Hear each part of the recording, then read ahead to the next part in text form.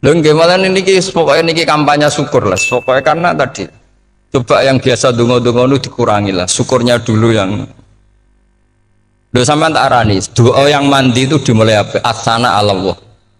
Tinggi mana doa dengan syukur? Syukur. Nabi itu kalau berdoa itu nyifati Allah panjang sekali.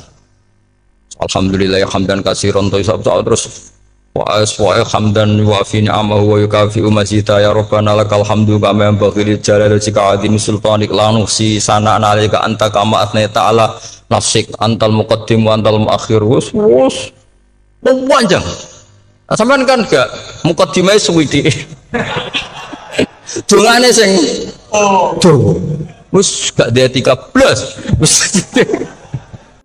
dengan Allah itu nomor satu itu syukur. Syukur itu di atas takwa. Di Quran itu ada fattaqullaha la'allakum tashkurun. Jadi takwa itu supaya ke derajat syukur. Kalau Nabi membahasakan kalimat thayyibah yaitu la ilaha illallah Muhammadur Rasulullah, itu kalimat yang otoritas kebenarannya itu absolut, pasti benar bahwa alam raya niki gadah pangeran ingkang asmanipun Allah Subhanahu wa taala. Tapi pengamalan niku, pengamalan la ilaha illallah itu harus ditalkin, diajarkan oleh orang yang spesialis ya, orang yang benar-benar mempunyai maslak. Maslak itu cara sampai kepada Rasulullah Shallallahu Alaihi Wasallam. Kalau kesemut ketika Mbah Mun sering ngendikan ihdinas siratal mustaqim siratal ladzina an'amta 'alaihim. Terus uniknya di surat Fatihah itu ya Allah tunjukkan kami ke jalan yang benar. Itu bukan siratoka jalan jenengan tapi siratal ladzina an'amta 'alaihim. Sama ingat betul ketika Mbah Mun ngendikan Allah itu mboten saged ditiru. Wong Allah mboten dahar, mboten ngombe, mboten tidur. Sing saged ditiru niku nggih padha-padha manusa, sehingga disebut ihdinas siratal mustaqim siratal ladzina. Maka dalam disiplin ilmu sanad itu sampai ada kalimat ekstrim man ta'alama bila syekhin fasyekhuhu setan. Itu tidak main-main ya. Artinya ketika orang lain menuduh dunia kiai katanya terlalu kayak kerajaan kecil, santri tidak pernah ngeritik, itu keliru. Sebetulnya memang aturan ilmu itu diantaranya untuk ilmu agama itu harus pakai apa? Sanad. Ini apa? Ihdinas siratal mustaqim siratal ladzina an'amta 'alaihim. Jadi untuk mengikuti jalan Allah niku harus mengikuti jalannya orang-orang yang telah engkau beri nikmat. Telah itu artinya finish. Finish itu artinya sudah meninggal. Sama masih ingat betul kalimatnya Mbah Mun, kalau kamu ngikuti orang, kalau ingin kebenarannya permanen yang sudah meninggal. Potongan-potongan soleh dadakan ngeten kan nggak meyakinkan. Pas ngaji gaya ini kalau soleh, enggak mulai kumat meneh, soleh meneh, kumat meneh, itu kan nggak meyakinkan. Istighfar yang nangis, karek nonton dangdut dia nyesal. Terus apa ya, nggak jelas no? Terus gak kasil maksiat ya nyesal, gak saifil to'at gitu nyesal. Itu nanti ikut partai wa akhiruna atarafu bidunubihim kholatu amalan sholihah wa akhiruna wa sayyi'ah. Jadi orang-orang zaman akhir itu nyampur aduk antara kebaikan dan keburukan. Baik sampean sering sholat sop awal itu ya baik, tapi ya nak sombongi. Maksudnya nak sombongi ruko itu sopok wani kok ngarep. Maksudnya itu ya ribet kan? Makanya ada wali jadi wali itu karena kalau sholat itu di belakang.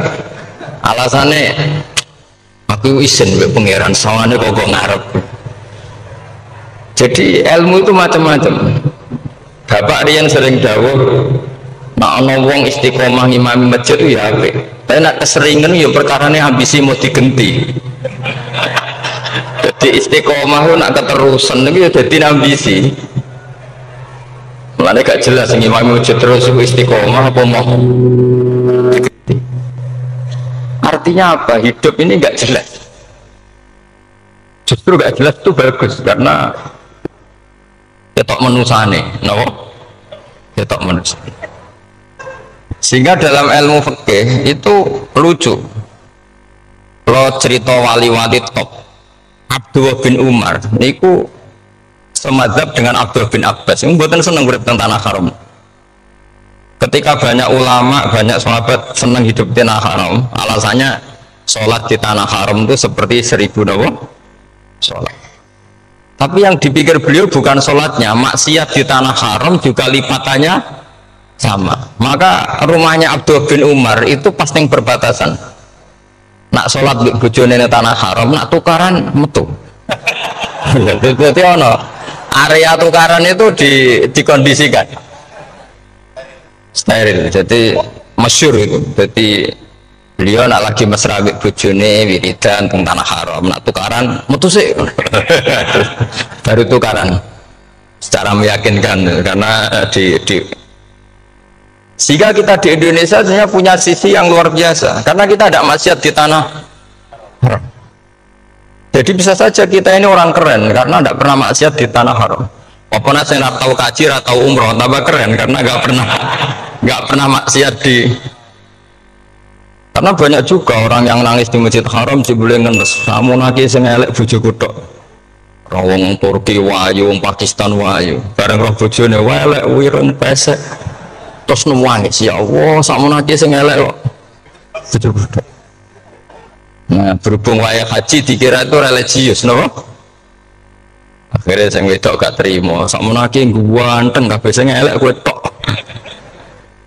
Makanya di haji itu pangeran nyindir faman faradha fihinnal hajja fala rafatha wala fusuqa wala jidala fil hajj. Itu pakai fi ku ing dalem. Jadi potensi maksiat kalau kaji itu fi. Justru pas haji itu pas potensi maksiat.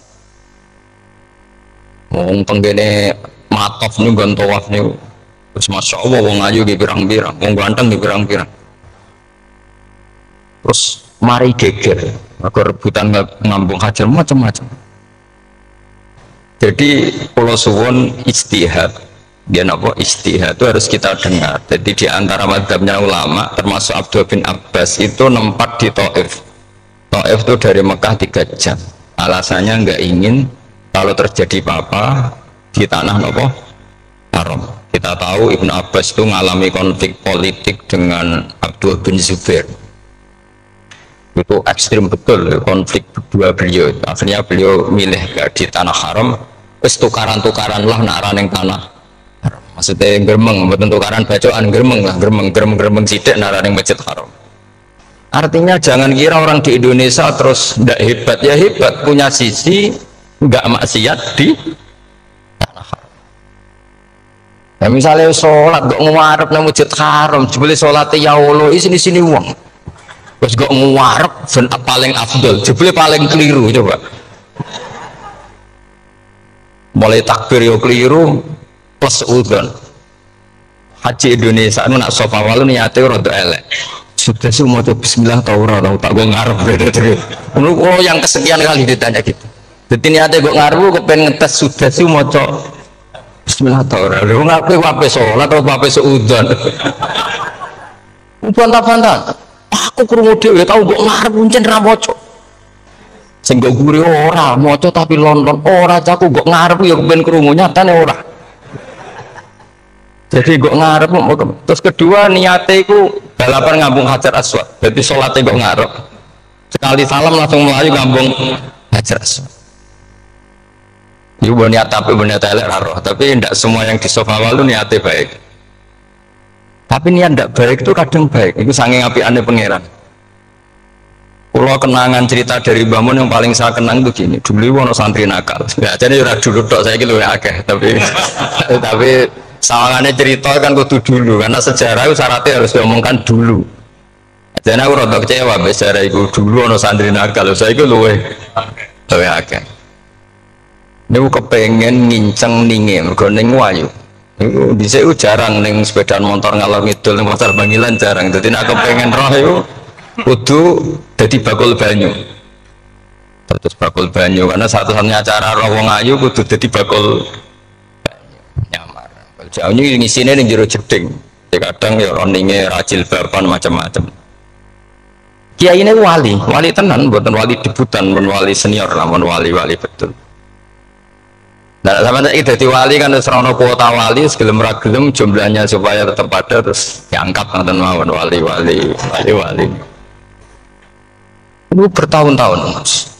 Kiai ini ngerti, seneng, mereka digratisi, digergo murah. Kiai ini ngerti, nah itu niat elek. Suatu saat gak ada perkembangan, santri ini mulai geremeng karena gak direspon. Diceluk begini ini. Dia bentuk anakku, Kiai. Gue sholat di masjid haram sof awal 40 dino jamaah gue sof awal. Kiai. Kok baru tak raben anakku. Seneng sholat. Hari pertama ya demi dapat istri, hari kedua terus. So istri ku ini ku nyaman. Betapa nikmatnya sujud, nikmatnya rukuk terus nyaman. Saking nyamannya itu berkebutuhan sholat di sof awal. Bukan karena cewek tadi. Barang hari ke-40 diparani begini ini. Aja mulai tak rabekno. Loh. Bukan sakit, Bah. Jadi nak wis salat 40 dina tak rabek. Mboten salat diterima untuk cawe tok. Mboten. Mboten. Ngenyak uang salat diterima dijoli. Jadi orang enggak bener itu kadang ya jadi bener. Jadi wali kadang daftarnya lewat bakul banyu, terus kadang rodok-rodok wedok sidik-sidik, tapi nak pangeran ngangkat kira kurang coro. Jadi wali cani. Akhirnya kiai ini sing nangis. Cung gelem le coro umet di mantu. Ini gak gelem tenan. Ngenyak uang sholat jadi mau dijoli. Wah itu luar biasa. Terus malah ini ngaji ya, terus ngaji talqinul fikri bahwa pada akhirnya yang paling dhuwur teng hati dar la ilaha illallah. Nah saya punya trik, punya cara untuk sampean supaya la ilaha illallahnya itu sah dan meyakinkan. Cara hakim itu sah dan kitab yang sering dibaca Mbah Mun diantaranya untuk kalimat itu kitab Zadul Ma'ad. Itu nak nerangno la ilaha illallah niku luar biasa. Itu kitab kesayangannya Sayyid Abdul Al-Haddad. Beliau ngendikan di antara kitab kesukaan beliau selain Ihya itu kitab Zadul Ma'ad. Itu beliau kalau ngendikan bihadihi, maksudnya bihadil kalimah ussisatis samawati wal ardu. Jadi langit bumi dibikin. Jadi beliau mulai berpikir pertama gini, surga dibikin dengan segala kemewahannya itu bagi yang tasdek liman saddaqa bila ilaha illallah wa liman amana bila ilaha illallah. Neraka yang dibikin sebegitu ekstrim sampai anak wong dicemplung no ngenteni 70 tahun lagi ceblok. Wah itu serah kebayang caranya gawe kan entakno bego kan itu. Jadi barang nak diceblok nonin rokok itu ceblok itu ngisor ngenteni pinten 70 tahun. Makanya kemungkinan keluar dari neraka itu kecil. Nah, untuk syafaat itu kecil. Mungkin cukup bayang kan? Itu pun diciptakan untuk yang menolak. Jadi surga dibikin ya lihadil kalimah, neraka dibikin juga lihadil kalimah. Jadi hadil kalimah itu mizan, ini ukuran. Yang nerima masuk surga, yang menolak masuk neraka. Hisab juga gitu. Ada hisab itu ya karena kalimat la ilaha illallah. Orang kafir itu nanti tidak dihisab. Nah cara Ibnul Qayyim atau saya gak ngoten ulaika alladzina kafaru bi ayatina wa rabbihim wa liqaihi fahabitas a'maluhum fala nuqimu lahum yaumal qiyamati wasna. Ya lucu tuh masa Fir'aun dihisab kan sekarang rokok kan, jadi hisab itu nanti itu yang nggak jelas-jelas, makanya sama hati-hati itu potensi dihisab. Jadi yang jelas itu ada hisab, masa ganti Nabi dihisab kan tidak mungkin. Nabi Ibrahim masa dihisab, Fir'aun masa di, karena yang jelas surganya tidak dihisab, yang jelas nerakanya juga nggak dihisab. Dan nak sing pengajian jo teko, dangdutan jo teko ini ya. Ini yang itu. Ya itu hisab itu. Dulu biskop ya bayar, mlebu masjid ya bayar. Cuma ada biskop 10.000, nak ning masjid 2.000. Ya hisab itu nanti. Jadi orang kafir yang karuan kafirnya itu istilah Quran fala nuqimu lahum yaumal qiyamati wasna. Nah, artinya ada hisab juga kalau ukurnya la ilaha illallah. Terus wa bihadil kalimah bu isatir rasul. Karena kalimat ini rasul diutus untuk melatih la ilaha illallah. Jadi kalimat ini luar biasa. Tapi setelah jadi tahlil terus yang mau coba ngantuk, terus jumlahnya kakean kan, terus akhirnya gak sakral. Akhirnya la ilaha dikomentari suwi temen. Pemenang nak sing mimpin tahlil song tua terkenal suwi lagi tahlil dipimpin Mbah niki sing mburi mesti sambat wah suwi mesti. itu kriminal kita, itu kesalahan kita. Kalimat yang harusnya jadi tolok ukur surga neraka itu ukurannya kalimat itu, kemudian kita nganggap kalimat itu sebagai kalimat yang apa prop. Ego jo sampai, makanya kalau suwun sing mimpin tahlil jo suwi-suwi lah. Bismillahirrahmanirrahim ping telu hadir terus bar. Terus niku semua ijazahnya hanya 3 kali itu kok udah dipirang-pirang itu. Tapi nak la ilaha illallah tolong gak hadir ya tak baleni nah dadi 6 kok gak hadir. Jebule ping 1000 pun ndak hadir lah ini yang masalah. Sekolah waca ndak ini supaya sampean ngerti kalimat itu menjadi kualitasnya bagus ndak itu karena cara pandang. Itu tadi kalau sampean mikir surga dibikin semewah itu dengan fasilitas bidadari secantik itu, semuanya kelas A, itu ya bagi yang menerima la ilaha illallah. Neraka dibikin se ekstrim itu juga bagi yang nolak.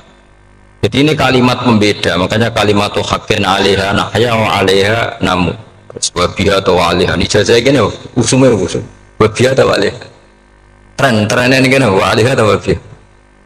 Wabiha apa sebuah alaiha? Enggak yang di sini umumnya. Alaiha nahya wa alaiha namut wa alaiha tawfiya. Wa alaiha tawfiya. Oh berarti orang jelas prinsipnya, gak jelas. Gak jelas. Jadi kalau suwun Mbah Mun sepuh-sepuh niku fi akhiri hayati nu sering maos talqinu zikri, karena memang beliau ingin di akhir hayatnya juga kita semua nanti di akhir hayatnya semuanya min ahli la ilaha illallah Muhammadur Rasul. Dan itu dimulai dari sesuatu yang sangat-sangat ilmiah, yaitu tadi dimulai kenapa surga dibikin untuk sing iman la ilaha illallah. Kenapa neraka dibikin untuk yang menolak la ilaha illallah. Kemudian Rasul diutus untuk melatih la ilaha illallah. Nanti ada azab ya karena menolak la ilaha illallah. Ada maghfirah karena yang terima la ilaha illallah. Makanya istighfar, kalau cara oleh istihad, niku istighfar itu setelah la ilaha illallah cara kula oleh istihad. Di beberapa Indonesia itu thariqah punya istighfar dulu baru la ilaha illallah. Tapi banyak ulama yang berpendapat dibalik, la ilaha illallah dulu baru. Karena istighfar itu didengar Allah itu setelah tauhidnya benar. Ini cara madzhab Abul Hasan apa? Asyadili, yaitu fa'lam annahu la ilaha illallah baru wastaghfir li dzambika li hadil kalimah. Karena orang bisa dimaafkan itu berdasar kalimat la ilaha illallah. Misalnya begini ya. Orang kafir itu kafir terus sampai 70 tahun. Sekali melafazkan la ilaha illallah itu yughfar lahum ma qad salaf. Jadi kulil ladzina kafaru iyantahu yughfar lahum ma qad salaf. Artinya orang kafir itu belum pernah tahlil, belum pernah istighosahan, ya belum pernah istighfar, tapi sekali melafazkan la ilaha illallah secara sah langsung yughfar lahum ma qad salaf. Berarti dulu mana la ilaha illallah sama istighfar untuk kepentingan dimaafkan Allah. La ilaha illallah cara madzhab Abul Hasan Asyadili, karena alasannya wong kafir sing kafir wae tanpa istighfar asal kalimat la ilaha illallah benar langsung yughfar lahum maqad salaf. Jadi cara pikirannya Abul Hasan Asyadili itu la ilaha illallah yang benar dan kamu baru istighfar nanti insya Allah pasti dimaafkan bihaqqi la ilaha illallah. Jadi fa'lam annahu la ilaha illallah baru wastaghfir li dzambika bihadil kalimah, karena sahnya istighfar setelah kalimat ini sah. Itu orang kafir yang kafir berpuluh-puluh tahun itu langsung diberi bonus sama Allah yughfar lahum ma qad salaf. Nah, ukuran iyan tahu pakai apa coba? Hei para wong kafir, nak kowe mendo sangka kekafiran, ukurannya pakai apa? La ilaha. Sekali la ilaha benar langsung yughfar lahum. Makanya ketika ya Ja'far Shadiq, Sayyid Ja'far Shadiq beberapa lama arja ayatin fil Quran adalah qul lil ladzina kafaru yantaru yughfar lahum. Ketika mau kan apa siswa malaikat dari wong kafir 70 tahun Gusti mau celek lu pisan langsung jenengan sepuro mosok kalau imam tahlil boten jenengan sepuro. Tapi maksudnya nak malaikat, tapi kowe golek wajib dari kowe perkara masalah kan sore pas itu mulai masalah. Nah sing gure malah meneh, tapi kowe mau celek lu ambek gremeng. Mergo kesuwen. Karena kesuwen wong gremeng sing dosa sing tahlil apa sing gremeng? Sing tahlil ya melok dosa kok kesuwen, sing gremeng dosa wong kalimat thayyibah kok di gremengi. Nah, terus sing ngundang ya melok dosa pisan ribet kan? Ya ora ono kepengin ora ono. Maksudnya kalau cerita daripada rawan dosa ya mendingan la ilaha illallah sing orang gremeng. Carane piye? Sing mimpin ya sing fase sing cepet. Insyaallah. Oh teng desa kula anggere menit tahlil ben Gus Wak seneng kabeh, mesti cepet. Jamin mesti cepet.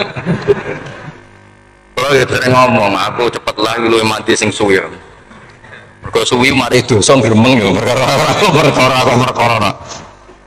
Lagi kan dosungkan wae kula. Nah, tengah adat masyarakat kan nggak sampai gue sampai anak kiai kan sungkan tadi kiai sing tua akhirnya malah cepet. Dan ini harus diilmoni. Saya ulang lagi ya. Sebetulnya dalam Thariqah Syadziliyah itu la ilaha illallah dulu baru istighfar. Alasannya apa? Sihatul istighfar itu ba'da sihati la ilaha illallah. Jadi dia mau nggih qul lil ladzina kafaru iyantahu yughfar lahum ma qad salaf. Saiki intiha anil kufri, berhenti kekafiran dengan kalimat apa? La ilaha illallah. Itu langsung yughfar lahum ma qad salaf. Dan Allah ngendikan fa'alam annahu la ilaha illallah baru wastaghfir lidzam. Ai bihadil kalim. Artinya gini, bisa saja istighfar kita itu tidak didengar Allah karena tauhid kita tidak pernah benar. Mau ngelafat notok tapi tauhidnya tidak benar. Maka terus dibutuhkan latihan-latihan dari ahlul ilmi, misalnya kayak Imam Sanusi, kayak Imam Asy'ari, itu pelatihan-pelatihan la ilaha illallah dengan pemaknaan yang luar biasa.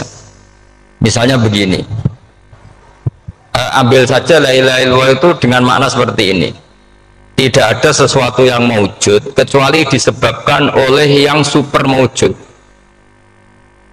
Alam raya ini, langit bumi ini kadung berstatus maujud. Kan nggak mungkin yang maujud diciptakan yang tiada. Nah ngono mau hadhil maujudat khalaqaha wajibul wujud. Lah wajibul wujud ini yang bernama Allah Subhanahu. Maka kualitas Anda iman tuh lebih tinggi. Selama ini kan enggak. Orang no pangeran kecuali Allah. Terus Allah itu yang siapa? Ya Allah yang siapa itu harus kamu berani mensifati. Allah belum pernah menceritakan dirinya di Quran kecuali beliau dia mensifati zatnya. Saya adalah yang khalaqas samawati wal arda misalnya. Saya adalah zat yang begini. Karena itu dengan cara itu bisa dikenali. Ya, dengan cara itu bisa dikenali. Makanya Allah itu harus kita kenali, yaitu lewat ma'rifatullah. Ibadah tertinggi adalah ma'rifat. Ya caranya ma'rifat tadi dimulai. Gak mungkin alam raya ini kemudian diciptakan oleh al-adam, sesuatu yang tidak ada. Pasti yang namanya maujudat diciptakan yang maujud. Karena maujud ini maujud pencipta harus super. Nah, super itu bahasa Arabnya wajibul wujud. Karena pencipta harus awal. Gak mungkin Fir'aun itu Tuhan lahirnya di bumi, berarti dulu buminya ketimbang Fir'aunnya. Tuhan-Tuhan yang lain juga begitu, masa dulu buminya ketimbang Tuhannya. Makanya Allah pasti Tuhan betul karena bersifat awal, bersifat qadim. Nah kalau kamu mulai latihan gitu, iman kamu itu bil bayyinah, dan syaratnya iman yang benar adalah bil bayyinah. Bayyinah itu jelas welo-welo. Makanya semua nabi memaklumatkan diri, qul inni ala bayyinatim birrabbi lam yakunil ladzina kafaru min ahlil kitab wal musyrikin munfakina hatta ta'tiyahumul bayyinah. Jadi kamu harus punya otoritatif kebenaran sing sampai welo itu layak balus syakta wal irtiyab, sudah agak bisa ragu lagi. Nah saya khawatir kalau kita sudah tidak ngaji seperti ini, la ilaha illallah itu mau rutinitas. Pemenang nak kasiat ribet meneng. Nak diwaca 1000 kasiat ini, nak diwaca 2000 kasiat, wah itu ngawur lagi. Saya itu kemarin ketemu banyak orang pintar lah di Jogja. Itu saya cerita, mereka tanya saya, Gus kenapa engkau jarang berdoa? Saya bilang saya tuh sering berdoa, cuma mungkin Anda tidak tahu kata saya. Doa itu syaratnya harus setelah sihatil iman, imannya itu benar. Dulu ketika Gerwani itu kampanye komunis itu gitu, anak-anak kecil disuruh memejamkan mata, ayo kamu minta permen sama Tuhan, ternyata nggak dapat permen, suruh memejamkan mata lagi, coba minta sama bu guru, terus dikasih apa? Permen. Oh berarti yang ada bu guru bukan Tuhan. Artinya apa? Kalau umat Islam ini Islam ini kamu jual dengan doa, kemudian doa dipakai tolok ukur Islam bener apa enggak, habis ya. Banyak orang ingin jadi Kapolri, jadi gubernur, jadi apa, ngundang orang-orang kondungo. Terus nyangoni akeh gak mandi, gue mesti dihujat deh. Dan sing dongo yang ngerti nara mandi, potongan mau seneng duit itu kan insya Allah mandi lah kan kira-kira gitu. Jadi korbannya itu Islam kalau terus menerus doa yang dipakai apa? Transaksi. Maka doa itu nomor 2 atau 3, nomor 1 itu ya iman tadi, ma'rifatullah itu nomor 1. Bukan doa, karena kalau doa dijadikan nomor 1 takutnya itu dipakai ukuran. Makanya ketika orang kafir minta sama Nabi, minta itu ya bahasa Arabnya doa, untuk mengubah Mekah jadi begini, untuk mengubah Mekah jadi makmur, jadi ada sungainya, roh. Nabi gak mau. Padahal Nabi kalau doa pasti mustajab apa enggak. Tapi andikan itu diturutin, maka ukuran iman selalu pakai doa. Dan itu bahaya jangka panjang, karena Nabi pirsa pengganti beliau-beliau kamu-kamu yang nanti doanya tidak mandi, itu bahaya, itu tidak prospek cara hitung-hitungan. Iya nak zaman Nabi itu nggak mesti mati. Nah, ketika era sampai dia nak kiai tenan pak, oh cuma anak suge, anak suge kayak kiai kan ribet, mungkin dewi kiai ora suge kan ribet kan. Maka kita sebagai ulama itu punya hitung-hitungan. Nah beda dengan pakai ma'rifatullah. Misalnya begini, ini contoh paling gampang. Orang kafir itu dulu mengukur kebenaran Muhammad, mereka tentu manggilnya Muhammad. Muhammad, kalau kamu mengklaim bahwa orang mati bisa hidup lagi, coba mbah-mbah kamu yang sudah mati bangunkan. Kalau bisa berarti kamu benar, kalau enggak ya enggak. Pertanyaannya itu yang fatu bi abaina in kuntum shodiqin. Pertanyaannya, mengukur kebenaran dengan cara itu yang bikin standar siapa? Nah, Nabi itu sempat terdesak karena itu dipakai ukuran. Tapi kalau pakai ilmu mantek, jawabannya lebih gampang. Mengukur kebenaran dengan cara itu versi siapa? Versi saya. Kamu benar itu kalau bisa membangkitkan orang mati. Terus dari Nabi ya, kalau versi kamu ya kamu yang membangkitkan, nanti ditanya bareng-bareng. Loh ini kan kita seperti itu kan, kita sering. Artinya apa? Islam ini yang bisa mengawal hanya ilmu. Doa itu nomor 2. Yang bisa mengawal Islam hanya fa'lam, harus ilmu annahu la ilaha illallah. Ketika orang kafir lo tanya, Muhammad kalau kamu Rasul betul, fasayir jibala Makkah, jibala Makkah kamu jalankan kemudian jadi emas. Dan orang-orang yang mati bangkitkan. Kemudian kita tanya, adinuka hakun amla, agamamu benar apa enggak? Nabi andikan minta kira-kira dituruti Allah apa enggak? Pasti dituruti. Tapi masalahnya, masa menunggu itu? Masa Allah menjadi Tuhan nunggu itu? Allah selalu Tuhan baik orang percaya atau tidak. Makanya Allah tidak mau nuruti. Karena itu jadi problem jangka panjang. Iya kalau Nabi mustajab doanya, terus era umatnya seperti ini. Yang kiai ini bendino dalail mesti mati Tuhan. Bos asing tirakat lah, ora mesti mandi dongane. Nak bab donga niku wis padha wae lah. Misale mesti mandi, nak wong waras mesti dienggo donga husnul khotimah, ora dienggo golek sugih, mesti amatir.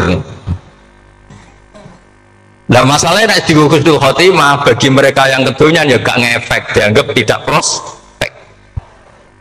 Panjang kan? Makanya itu pinternya Nabi nomor satu itu al ilmu, fa'lam annahu la ilaha illallah. Lagi wastaghfir li dzambi. Gimana kalau suwon, kenapa ini cerita Mbah Mun, kenapa akhir-akhir beliau sering talqinu zikri, sering melatih zikir.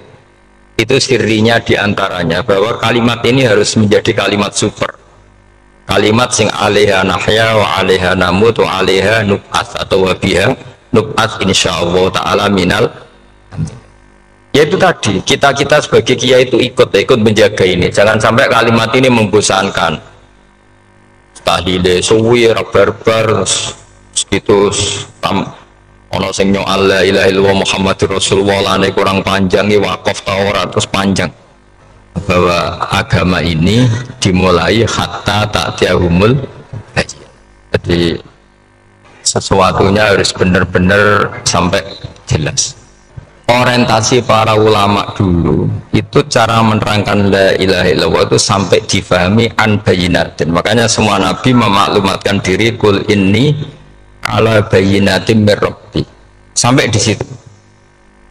Dan semua cerita-cerita di tafsir Jalalain di apa-apa itu ukuran kebenaran itu lam yakunil ladzina kafaru min ahlil kitab wal musyrikin namun fakina hatta ta'tiyahumul bayyinah. Mohon. Maka semua kita itu harus punya kecakapan untuk merangkai dalil. Kalau ada pengalaman saking kitab-kitab buros, kitab-kitab dulu. Itu ketika beberapa ulama ditanya, dulu ketika ulama-ulama dulu berdebat tentang apakah imanul muqallid, imannya orang yang tidak bisa berargumentasi tentang Tuhan itu diterima apa enggak, rata-rata ahli sunnah bilang diterima, tapi tetap dengan catatan itu potensi goyah. Kullu man qallada fit tauhidi imanu lam yakhlu min tardidi. Tapi ternyata ulama-ulama itu prakteknya juga mengajari masyarakat supaya ada sedikit dalil atau kepastian logika. Masyhur itu ulama dulu ketika tanya orang-orang Arab, orang-orang desa, ya Arabi, bima arafta rabbak, kamu kok tahu kalau Tuhan itu ada, itu gimana? Jawabannya mereka meyakinkan, al-ba'ratu tadullu alal ba'ir wa atharul aqdam yadullu alal masir. Ono pletonge sapi ya mesti ono sapine. Ono atharul aqdam artinya ono tipake wong liwat ya mesti ono sing liwat. Sehingga itu sudah dianggap cukup kalau ada makhluk ya ada khalik. Artinya terus menjadi gampang ketika Allah ngendikan misalnya am khuliqu min ghairi syai'in, mosok hadhil makhluqat sing maujudat kemudian khalaqal adam, itu kan nggak ketemu akal. Maka termasuk kekaguman saya sama kitab Fathul Bari sarahnya Bukhari itu ngendikannya wahada sing inda ahlil mantak yusama iltizazan aqliyan, bahwa agama ini harus ada kenyamanan secara akal.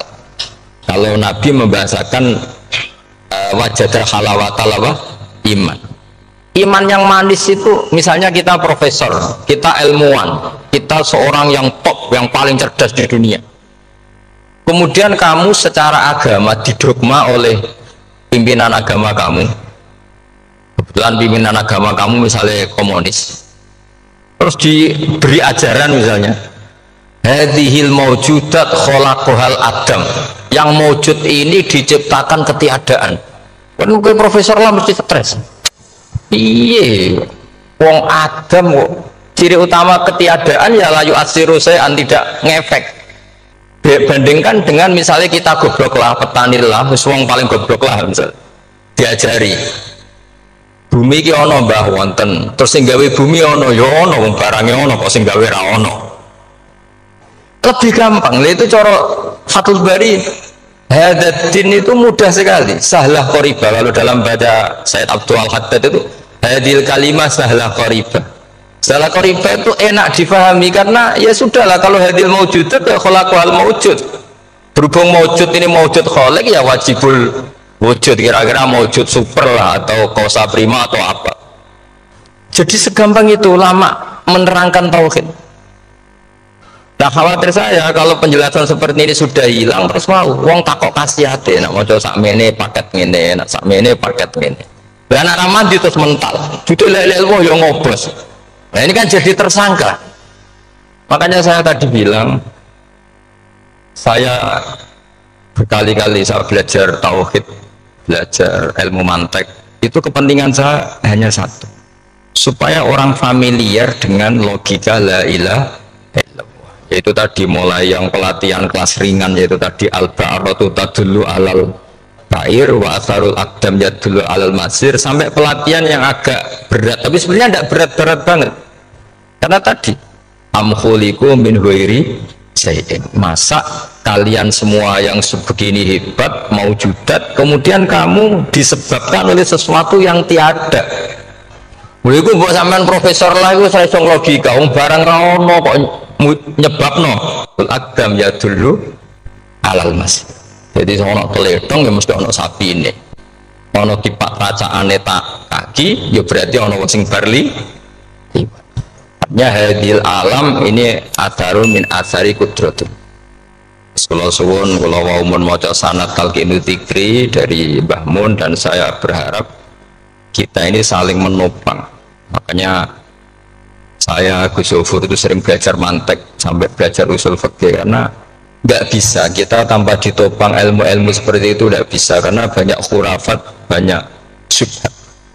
Termasuk penumpang paling gampang adalah Anda berislam secara senang, secara ceria, supaya tidak kepikiran nyuwun sewu pindah agama atau pindah ke yang macam-macam.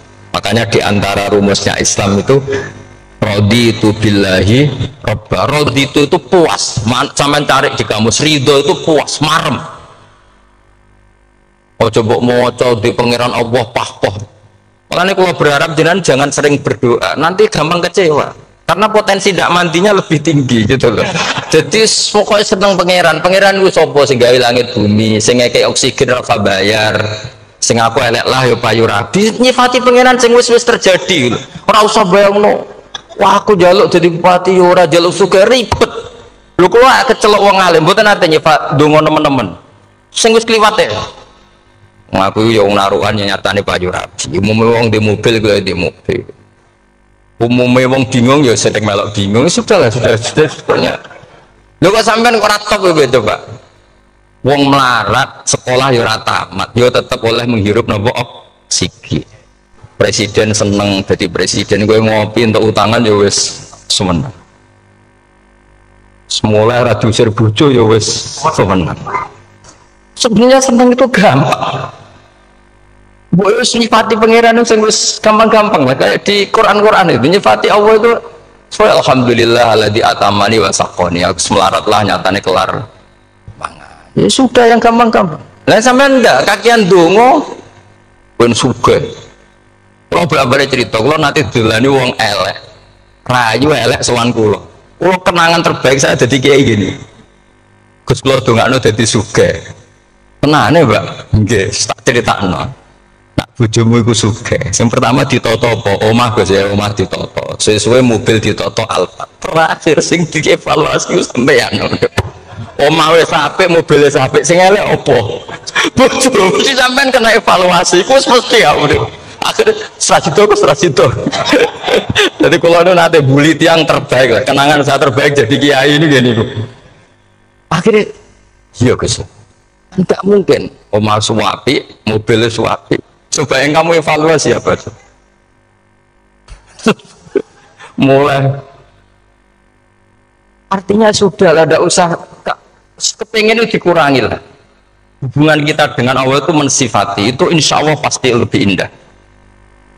Ya misalnya kita Islam ya alhamdulillahilladzi hadana li hadza ma kunna linahtadiya laula. Sudah, tapi sekali sampean mikir, sare wong Islam yo mesti mlebu swarga. Oh, mesti kena waswase setan tak jamin. tak rewangi sholat ora mesti swarga.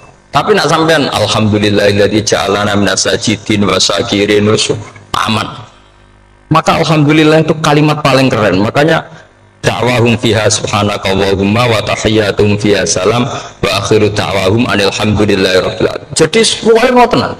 Sore pura usah kakek jalu, karena potensi tidak mandi itu tinggi. Sama ndak kutub, ndak adal, ndak abdal, ndak apa saja. Yes dungo sumume wong-wong lah. Dunia hasanah fil akhirat hasanah wa qina adzabannar. Hasanah go piye artine pokoke hasanah. Pokoke hasanah fil akhirat ya. Hasanah selara iso hasanah ya rabi jago jenenge hasanah pokoke sementing. Karena sekolah itu pengalaman jadi kiai soalnya wong kok kakean donga mesti kakean ngeluh ya karena potensinya tidak mandi betul ya mendonga apa aja selama ini kan yuk mapan ya ora tau mapan yuk suga ya rakus wis diparingi cara pangeran wis maringi jebule sampean ingin lebih. Makanya saya mohon sekali jadi hubungan dengan Allah itu nomor satu itu syukur. Syukur itu di atas takwa. Di Quran itu ada fattaqullaha la'allakum. Jadi takwa itu supaya ke derajat syukur. Karena tadi lah cobalah dilatih. Saya pernah ngecek orang yang sekarang dugem menikmati maksiat dengan orang yang takwa mensyukuri tidak maksiat. Itu nikmatnya itu masih tinggi nikmatnya orang yang syukur karena berhasil meninggalkan maksiat. Makanya kamu yang syukur bengi-bengi serat di duit ning kamar wudu bariku ngelamun cucu besok yes alhamdulillah gak maksiat kira usah bayang terus tahajud qiyamul lail wis para habaib para ulama wis kira ramah komel lah seperti itu terus ramah komes pangi turu seradan pembireng wis alhamdulillah sing gampang-gampang ya. Dan itu memang ajarannya Nabi. Jadi Nabi itu kalau bikin ajaran itu orang sing asbaha aminan fi sirbi sesuai mu'afan fi badani indahu kutu yaumi faka'ana makhizat lahu dunya bihadha firya. Jadi David bayangkan itu man asbaha aminan fi sirbi ngontrak ya ora diusir sing di omah kumpul mertua ya ora diusir mertua kumpul bojo ya ora diusir bojo aminan fi sirbi mu'afan fi jasadi urip nang guyu do banter wis bengak-bengok indahu kutu yaumi dina iku iso mangan iki wis fakan nama khizat lahu dunya bi khadafiri anggap ae kowe itu sak donya lha wong paling sugih gawe kolam renang paling 5 meter persegi kowe ndelok laut renang kapoke kowe urip sing gampang terus kok senengane repot to senengane repot soalnya kalau aku pengen tuh jenengan syukur lah soalnya dan gimana ini pokoknya ini kampanye syukur lah pokoknya karena tadi coba yang biasa dongo-dongo itu dikurangi lah syukurnya dulu yang udah sama tak arani doa yang mandi itu dimulai apa asana Allah tinggi mana doa dengan syukur Nabi itu kalau berdoa itu nyifati Allah panjang sekali. Alhamdulillah hamdan katsiran terus wa hamdan wa fi ni'amahu wa yukafi mazida ya rabbana lakal hamdu kama yanbaghi li jalali wajhika azim sultanik la muhsi sana'an 'alaika anta kama athnayta 'ala nafsik antal muqaddim wa antal muakhir wus panjang sampean kan gak muqaddimah suwidi dongane sing wis gak dia 13 wis kalau kan sering mau ikhya itu kalau muji pangeran itu sampai lupa Imam Ghazali saking panjangnya sama dulu dunga-dunganya Nabi itu kalau muji Allah itu panjang sekali dunganya sidik mak jenengan mukaddimahnya alhamdulillah rabbil alamin nabi angob pas dunga ya Allah ya Rabbana tumenanan sudah gak dia 3 jadi saya mohon sekali bahwa agama ini harus bifarohin wasuhu dan kalau dungo yang paling kalau kenang sama Mbak Mun gini us farihi namun amin pokoknya kita itu pokoknya senang makanya kalau suwun pokoknya beragama terus senang rodi itu bila rodi itu kalau anak-anak ini marem di pengiran Allah itu marem atau Sayyidina Ali kafani izzan antakuna li robban wa kafani fakhran an akuna laka abdan. Pun Gusti entek bangga kula dadi manusa mergo pangerane jenengan. Ya cara itu pangeran Firaun kan yo ribet wae. Mati tenggelam dadi ton. Terus wa kafani fakhran an akuna laka abdan. Kula niku seneng banget mergo dadi kawulane jenengan. Sare dadi kawulane presiden ya iso coplok. Kawulane menteri kadang kita tangkap KPK. Kawulane musuhnya kadang bangkrut. Ribet kan? Makanya beliau ngendikan kafani izan antakuna li robban wa kafani fakhran an akuna laka napa abdan. Terus niki kula rada provokatif lho. Semoga zaman akhir sampai pandemi ngeten wis ra syukur wis ribet.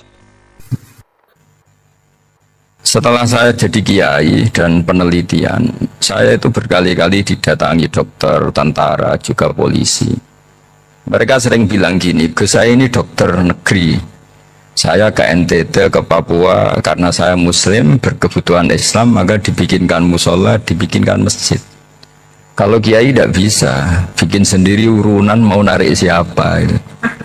Mau narik tarikan di jalan yang mau nyumbang siapa. Tapi kalau kebutuhan negara, karena tugas negara, ya difasilitasi negara dan tidak dianggap misionaris karena negara. Itu juga di beberapa negara yang non muslim kayak di Argentina, di Venezuela itu ada masjid, ada organisasi Islam ya karena duta besar dan itu aparat negara. Disinilah kearifan para ulama berkoalisi dengan umarok dengan makna yang positif bahwa agama ini harus ditopang umarok, sistem negara. Tentu di situ ada tentara, ada polisi, ada macam-macam. Kita sebagai kiai juga nggak berdaya di depan para bandar narkoba apa-apa kalau nggak ada BNN. Kita mau apa dengan korupsi kalau tidak ada KPK? Sehingga kearifan para guru-guru kita, mulai Mbah Maimun, bapak saya sendiri, NU, Muhammadiyah, semua ormas-ormas Islam itu pasti maulah kerjasama karena kita siapa ya? Kalau tidak kerjasama. Dan di antara pesan Rasulullah SAW adalah yaduwahi ma'al jamaah. Jadi apa ya, kebersamaan itu sudah berkah. Fa inna yaduwahi ma'al jamaah. Jadi berkah. Lalu kenapa saya kalau ngaji bawa kitab? Ini agak sebetulnya itu lazim. Lazim itu suatu yang harus. Tapi karena kelamaan mubalek itu tidak pakai kitab. Seakan-akan bawa kitab itu yang aneh. Sebenarnya aneh mereka. Karena begini logika simpelnya ya. Umat Nabi ini berhak dapat apa coba? Berhak dapat warisan yang paling luhur, paling hebat, paling jernih. Apa itu Quran dan hadis? Pertanyaannya siapa yang paling punya hak otoritatif untuk menerangkan Quran hadis? Ulama. Ulama yang mana ya? Yang kapabel, yang sudah diakui dunia kayak Imam Ghazali, Imam Bukhari, Imam Syafi'i. Artinya kalau kita tidak pakai materi itu ulama mendapat pikiran kita, bukan mendapat pikiran mereka. Saya ulang lagi, kalau kita tidak pakai materi yang otentik, yang orisinil, ulama umat ini mendapat pikiran kita, bukan pikiran mereka. Maka saya berusaha supaya teman-teman atau semua umat Islam dapat pikiran-pikirannya Imam Ghazali, pikiran-pikiran Imam Bukhari, pikiran-pikiran Abdul Qasim Al-Junaidi, kejernian Abu Yazid Al-Bustami. Kejernian itu diantaranya adalah misalnya makalah yang menurut saya itu makalah yang super. Jadi untuk ngadepi krisis karena COVID atau karena apalah. Itu lama dulu sederhana sekali. Beliau punya rumus yang mungkin jarang didengungkan orang, tapi saya akan kampanye rumus ini. Al-istighna, hakikatul istighna. Itu adalah al-istighna anis sya'labihi. Jadi pemenuhan kebutuhan yang sebenarnya adalah kita berusaha menghindari sebanyak mungkin kebutuhan yang sekunder, yang nggak penting. Bukan memenuhi semua yang kita inginkan. Jadi misalnya begini ya, kalau kita lapar, itu keinginan kita itu makan enak apa asal makan? Tentu jawabannya asal makan yang sehat. Tapi kalau nuruti nafsu kita, makannya yang enak, teman makan ya enak. Terus di warung yang favorit. Ini kan satu kebodohan. Kenapa untuk makan saja butuh definisi sekian banyak? Yang kita harus kecewa, warung favoritnya bisa sudah tutup, atau kita ke sana harus macet, ribet. Yang benar-benar arif dan bijaksana itu adalah al-istighna anisya. Sesuatu yang tidak mendesak itu jangan jadikan kebutuhan. Sehingga kalau kita puasa misalnya, semua makanan itu enak karena kita sangat lapar.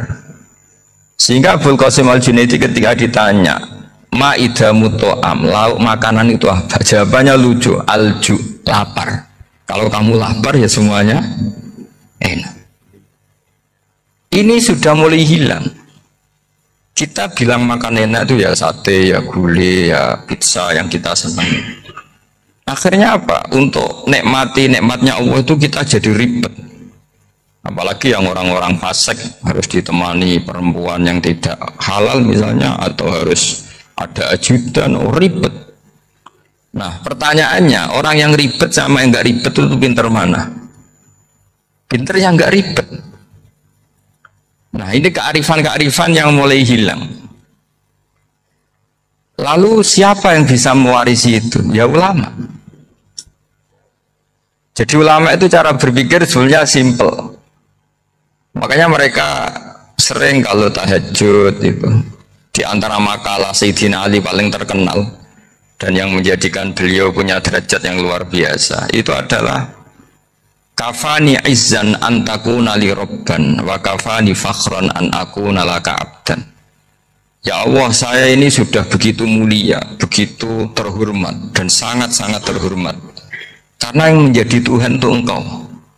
Jadi rumus pertama itu karena menjadi Tuhan itu Engkau. Hanya Tuhan yang abadi, Tuhan yang pertama, hanya Tuhan yang al-awwal.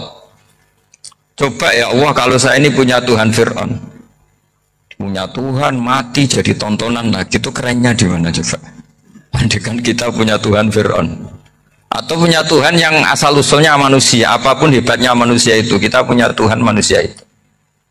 Tuhan yang lapar, yang kalau nggak makan mungkin pingsan, mungkin bisa kena COVID, nanti Tuhannya diisolasi, kayak apa? Makanya ketika Tuhan Allah menyindir ketuhanan selain Allah itu, Allah hanya menyindir dengan kalimat sederhana, karena yakulanit to'am, yang kamu tuhankan itu masih makan. Hanya kalau nggak makan ya lemes. Jadi lama-lama ada orang gini, alhamdulillah tadi Tuhan mampir ke saya, kelihatannya lapar, setelah tak kasih makan sehat lagi. Susah nggak punya Tuhan yang seperti itu.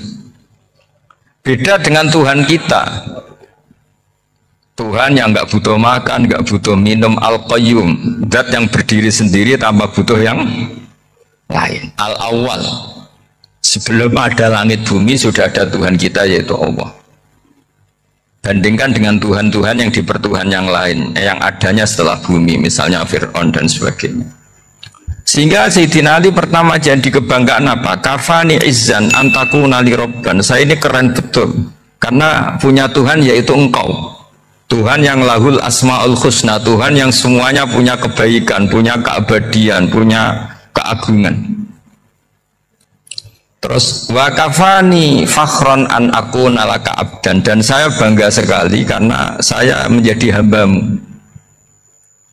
Kalau saya jadi hambanya Pak Rektor ribet kan, sudah tak hormati ternyata nanti tidak rektor, ya kan ribet kan, terus pokoknya ribet. Jadi budaknya manusia itu ribet. Makanya ada seorang wali datang ke temannya yang jadi presiden atau jadi raja. Datang ke situ karena tidak punya uang, mau minta uang karena temannya raja. Setelah sampai sana ternyata temannya ini karena orang soleh pas berdoa, ya Allah saya minta ini, minta ini, minta ini. Terus si wali tadi pulang. Tanya, kenapa kamu pulang? Ternyata dia sama, masih minta-minta kayak saya. Jadi sederhana dia. Sama-sama minta kamu, minta zat yang kamu mintain katanya. Jadi dulu itu orang itu sebegitu dekat dengan Allah. Sehingga si raja ini terus ketemu wali tadi tanya, kenapa kamu menyepelekan saya padahal sekarang saya raja? Terus ditanya sama wali tadi, karena temannya, kalau kamu di padang pasir tidak bisa minum dan harus minum 1 gelas, dengan ongkos kamu harus mengasihkan semua kerajaan kamu demi minuman itu. Pilih mana, minuman apa tetap jadi raja? Ya saya milih bisa minum. Saya tidak raja tetap hidup, tapi kalau nggak minum mati. Bagaimana Anda bangga dengan satu kerajaan sing la yusawi kak samain, yang tidak sama dengan segelas air. Jadi artinya terus mereka melihat jadi raja itu ya biasa, jadi presiden biasa, jadi rektor biasa, karena mereka biasa berlogika. Hakikatul izzah itu ya taqarrub ila Allah, yang benar-benar terhormat itu ya dekat dengan Allah. Begitu seterusnya mereka bikin paradok-paradok yang aneh, tapi itu menjadi pelajaran. Bapak saya Ki Nur Salim itu senang baca anekdot Nasiruddin Koja. Itu kalau bikin orang-orang aneh, itu dia datang ke satu pesta, pakai baju lusuh, pakai sarung lusuh atau celana lusuh, sama Sohibul Bed yang punya acara dibiarin. Setelah dibiarin dia pulang pakai jas, pakai dasi, pokoknya keren. Dihormatin, pakai alpat, pokoknya dihormatin. Silakan. Pas dia disuruh minum, minumannya itu disokkan saja ke sakunya. Jas, kamu harus minum yang banyak, karena kamu yang dihormati, bukan saya. Terus makanannya semuanya diletakkan di saku, ada apa? Ayo kamu makan yang banyak. Alpatnya juga gitu, dikasih sate apa? Ayo kamu makan yang banyak. Mereka tidak melihat saya, melihat kamu. Akhirnya orang satu pesta itu istighfar semua, berarti kita ini salah. Terus dia pidato, kenapa kamu ngomong gitu? Tadi saya datang, orangnya sama. Gara-gara beda pakaian, penghormatannya beda.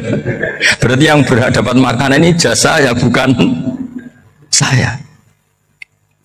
Betapa naifnya kita sebagai orang. Ternyata kita masih hormat sesuatu yang seperti itu, yang atribut lah.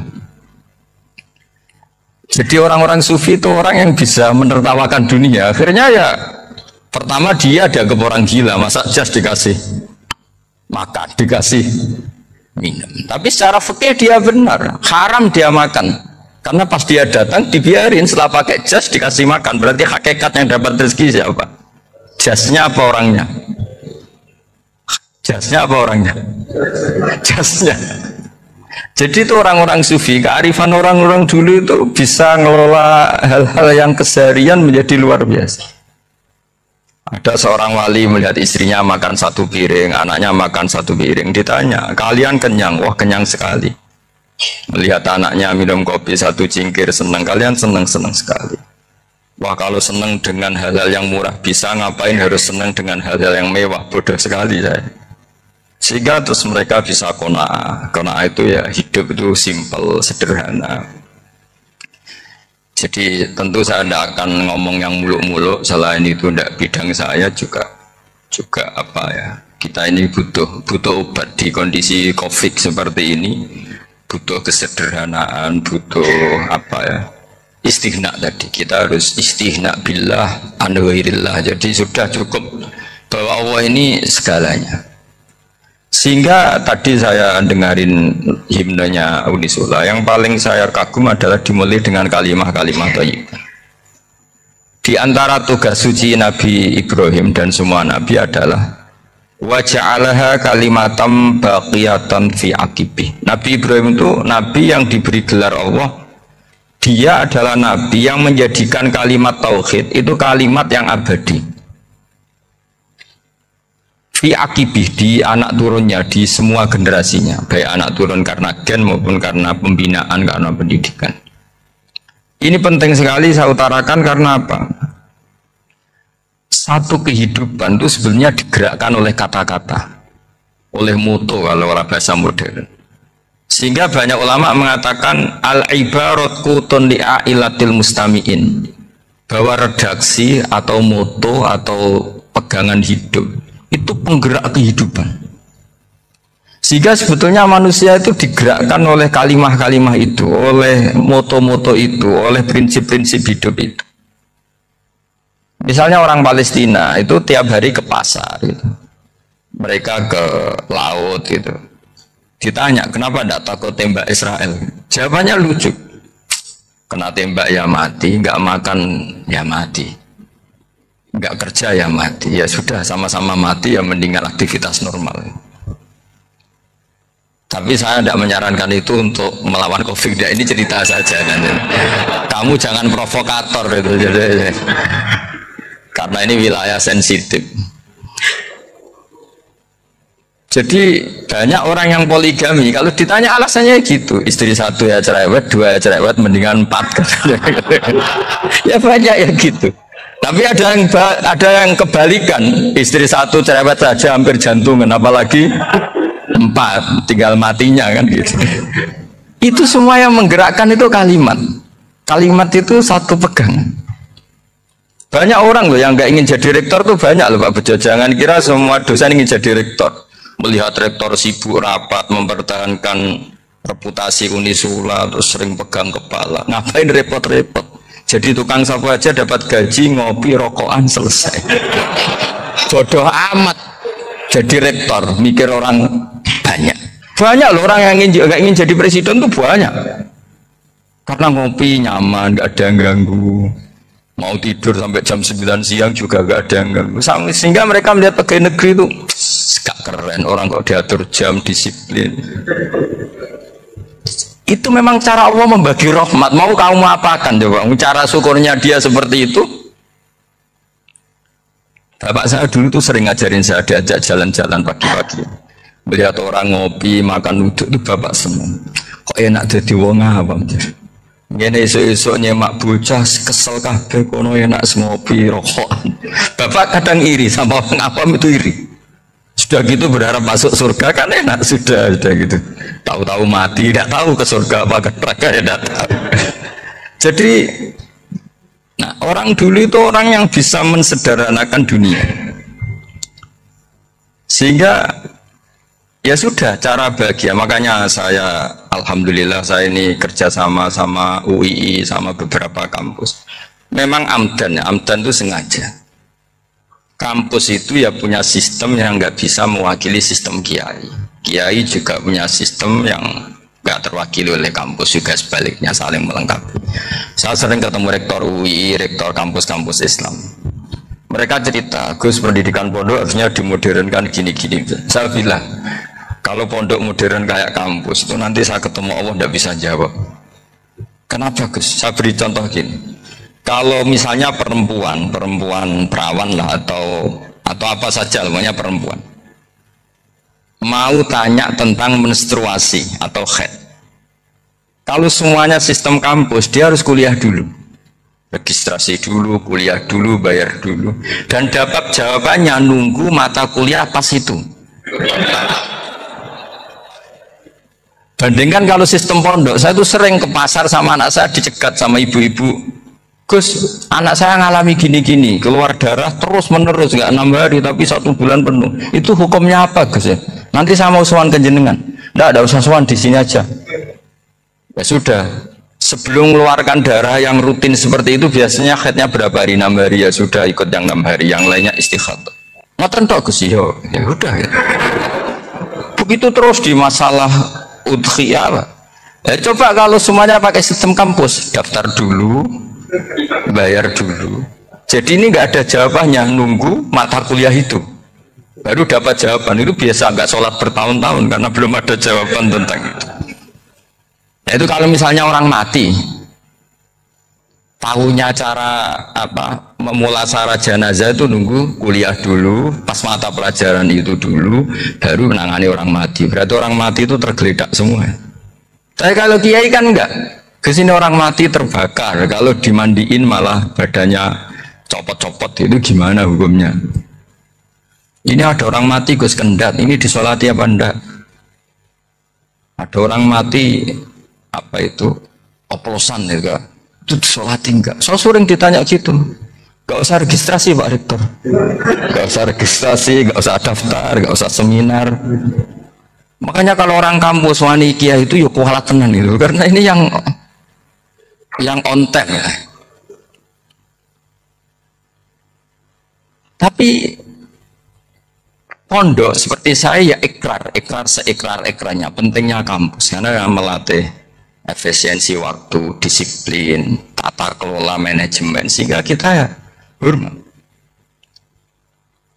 Tapi tadi kita harus saling melengkapi, sehingga saya tunjukkan ke publik bahwa saya hormat sekali sama polisi, sama tentara.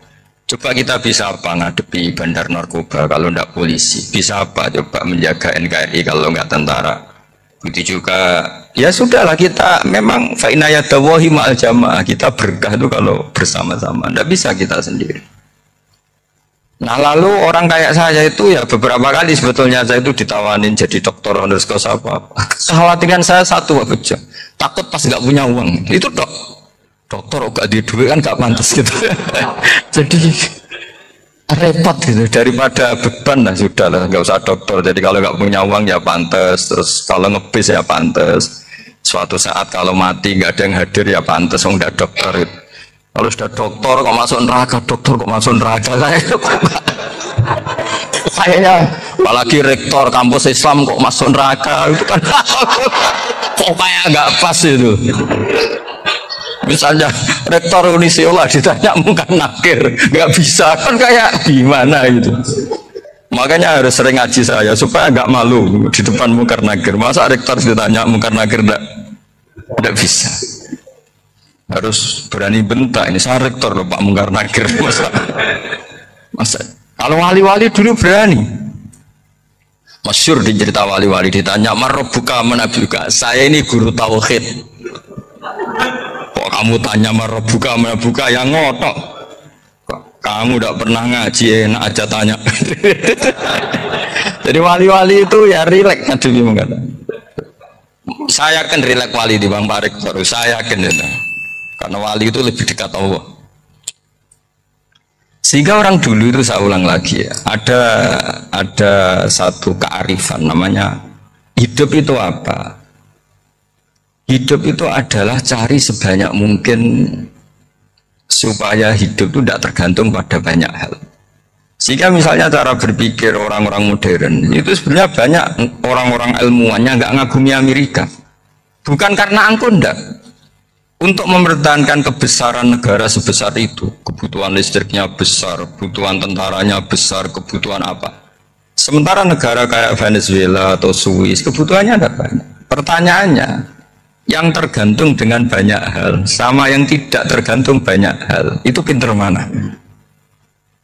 Kalau dibalik pertanyaannya gitu, negara-negara maju itu tidak keren kalau dibalik pertanyaannya. Orang yang untuk mempertahankan eksistensinya banyak, butuh banyak hal, dengan yang tidak butuh banyak hal, itu pinter mana? Orang yang bahagianya nunggu jadi dokter, nunggu jadi kiai besar, kiai viral, dengan orang yang bahagia cukup dengan ngopi, itu pinter mana? Tapi kalau dibalik pertanyaannya, orang yang taunya nikmat hanya kopi, dengan nikmat yang banyak, pinter mana? Makanya Mbak Mun itu kalau guyon itu lucu. Aku ikut saake ambek wong desa sing mlebu swarga. Saya dulu eskal mlebu swarga kok disakeni. Akhirnya beliau memberi penjelasan.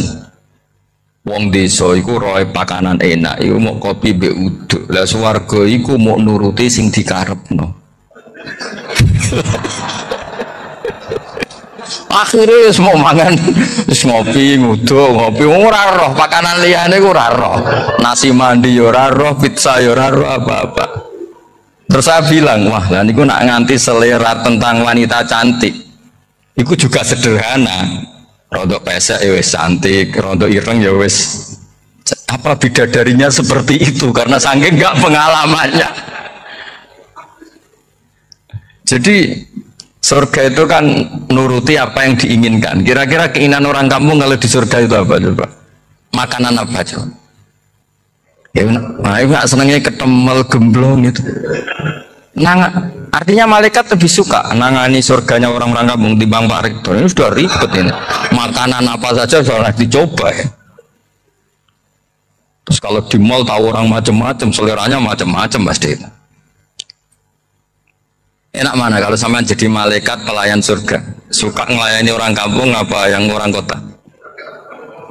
Orang kampung kan. Jadi ya itu guyon ya, guyon tapi itu menjadi pikiran kita bahwa orang yang banyak kebutuhan itu sebetulnya banyak kebodohannya karena menggantungkan kebahagiaannya dengan banyak hal. Makanya Imam Syafi'i ngendikan Istighna itu apa? Al istighna anis sya'labi. Yang dikatakan kecukupan adalah berusaha sebanyak mungkin banyak hal tidak kamu butuhkan. Bukan memenuhi semua kebutuhan kamu, karena nafsu kamu ini tidak ada batasnya gitu. Kalau kamu penuhin nggak akan selesai. Itu ada perempuan yang kurang cantik itu minta doa saya, Gus doain suami saya kaya, terus tak guyonin, terus nggak minta. Kalau suami kamu kaya, yang pertama dirubah itu apa? Rumah, supaya rumah saya bagus. Kedua apa? Mobil, supaya mobil saya bagus. Nanti yang dievaluasi itu kamu. Mobil bagus, Alphard, rumah mewah, istrinya kamu. Pasti itu dievaluasi. Langsung nggak usah, sudah gini aja kan. Jadi pertama yang dievaluasi itu kaya itu. Coba kalau suami kaya itu yang dievaluasi pertama rumah ya, rumah ganti. Setelah itu apa? Mobil. Kira-kira berikutnya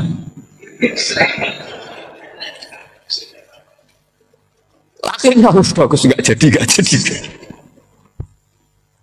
Nabi Ibrahim itu pernah minta umur panjang, keren umur panjang. Sama Allah nggak dijawab. Datang orang tua itu mertamu ke Nabi Ibrahim, terus disuguhi dikasih kurma. Apa itu? Kok kurma apa? Anggur yang sudah matang sekali, sudah dimakan. Setelah dimakan meler keluar lagi, dimakan lagi meler lagi. Terus Nabi Ibrahim masuk lagi ke kamar. Ya Allah, doanya tak cancel. Nanti kalau saya tua kayak itu.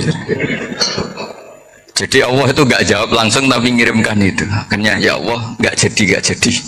Nanti takut itu. Saya pernah ngalami jadi kiai tadi, ada ibu-ibu ya agak mati cantik lah. Suaminya tuh miskin sekali. Minta doa saya supaya kaya, bareng tak kasih pertimbangan itu udah nggak usah nggak jadi. Jadi itu kearifan. Tapi kearifan ini harus kita tanamkan. Saya nggak bisa membayangkan Indonesia yang besar ini andai kan tidak ada qanaah, rimo ing pantum. Coba sekarang ada COVID.